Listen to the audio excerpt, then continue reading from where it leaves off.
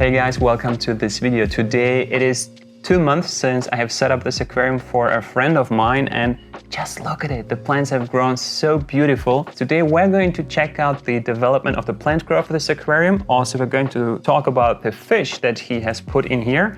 We're going to talk about his maintenance routine and how he has been able to achieve this result in just 2 months. And with his own words, he was doing nothing special, but we're going to find out if there is more to it.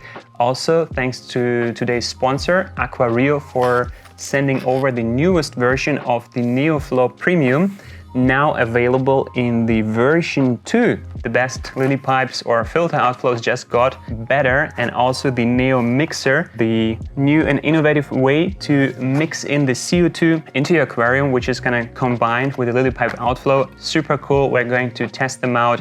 I've seen it online, already blown away. We're going to equip the aquarium with that just in a second and see how that works. Let's get started with the development of the aquarium. We planted ELEOCHARIS PUSILLA in here, and you can see a complete carpet, super dense, full coverage, loving it. It's growing a little bit tall, so eventually it can be trimmed back at this stage already. And it has mixed super beautifully with the Helantium Tantalum Red, almost as I have expected it to happen. And in those middle areas you see here JUNCUS repens growing a little bit taller. A beautiful accent plant here. It kind of complements that grassy look, but grows taller and can be shaped to the desired size you want to have. The trimmings can be replanted. So the plants have grown just beautiful. And speaking about them, check out the roots, guys. Those healthy white roots is what you want to see, and there is a lot of them. At the surface of the tank we have here the PHYLLANTHUS FLUITANS, which is also known as the red root floater. But because the tank is heavily fertilized, it's not very red. Some of the PHYLLANTHUS is getting reddish, but it is more of a green floater. Nonetheless, it's a beautiful floating plant. Yeah, speaking about the maintenance routine on this aquarium, according to my friend who was taking care of his aquarium for the past 2 months, he was doing nothing special. Guys, you can decide if that's anything special. First week he's been doing daily water changes. Second week he's been doing, I think, every second, every third day. So at least 3 water changes in the second and in the third week. And after that he ramped down to 1 big 50% water change once per week. The aquarium is lit by the ONF Flat One. It is set to the automatic nature mode, which I think includes a 3-hour ramp up, a couple hours prime illumination time, and then another 3-hour ramp down period, giving a total of 11 hours. So must be 5 hours that prime period in the middle. And also the CO2 is kind of synced with that. So CO2 is on for the entire lighting period, keeping the drop checker lime green, which is right now outside the tank. So you can't see that. The tank is fertilized with the good and trusty Tropica specialized fertilizer. It is receiving 2 milliliters every day of that fertilizer, and it's been enough in combination with soil to keep this, I would say, non-demanding plants in good shape and conditions. I think after 2 weeks or so, a lot of algae eaters have been introduced, horned nereid snails, the Cleton species. Also the fish went shortly after that into the tank. There is a mix of different Neocaridina shrimps and Amano shrimps in there. And by the way, guys, talking about the fish, I have a debate going on with my friend. I think they are red phantom tetra. He keeps saying, no, they are not, there must be a different species. I refuse to check online. He does the same, but you can be our referee, I don't know. If this red fish here, if they are red phantom tetra or a different species. Drop a comment down below. I'm going to check it out and pin the first comment who gets it right. I'm probably going to check it out afterwards, so I know which comment to pin, obviously, but yeah. Let me know and everyone else in the comments if these are red phantom or a different fish species. Forgot to mention, there was a lot of fungus and bacterial film on the wood in the beginning. A little tiny bit is still remaining over there. It might look a little bit terrifying to someone in the beginning if the entire wood is covered with the white stuff, but it will disappear in no time as soon as you add algae eaters into the tank. This is what has happened in this tank. Now the beautiful manzanita wood is soaked. It is not covered with anything anymore. It just looks gorgeous. We have this beautiful submerged section and that immersed part over there. Unfortunately, the submerged part is starting to slowly lose the red bark. So the wood was reddish in the beginning. slowly turning brown, losing the bark.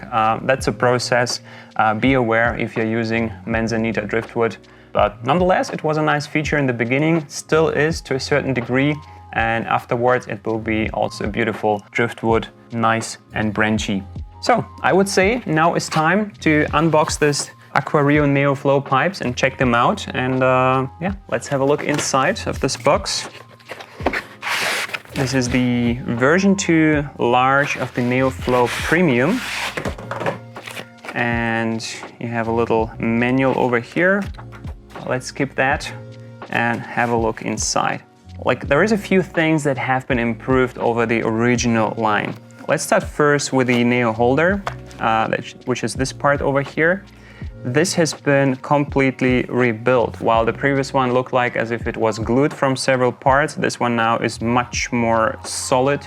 And also the way the screws go inside, they have been also improved.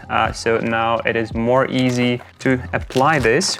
And this way you don't need any extra tools to clip the lily pipes to the rim of your tank. So that's a nice improvement. Next one is, or has to be, with the pipes themselves. So basically this part that goes deeper into the aquarium is now a little bit longer, so that the floater sits a little bit deeper in the tank.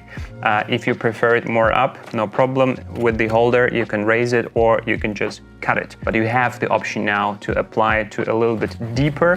So this way it's a little improvement here. The most significant improvement has to be with the floater for the skimmer portion. And this one has been completely reworked. So that part that goes in here is a little bit longer, and the floater itself is also a little bit longer and bigger and wider, so it floats a lot better. This way it should be much easier to skim the surface, to find that sweet spot. It's been a little bit tricky on the previous one to get them to properly skim the surface. Now the Neo Mixer, it's basically just the elbow unit that can be attached to the... Oh no, it's not just the elbow unit. You also have that little reliever, or what it's called, that round thingy like a spin pipe. So it's nice for small tanks, but on large aquariums you don't need it. Here you have the elbow unit with a special cut out. This is where the tiny CO2 diffuser will go inside, and this is how it works. It's inserted here and then clipped in place.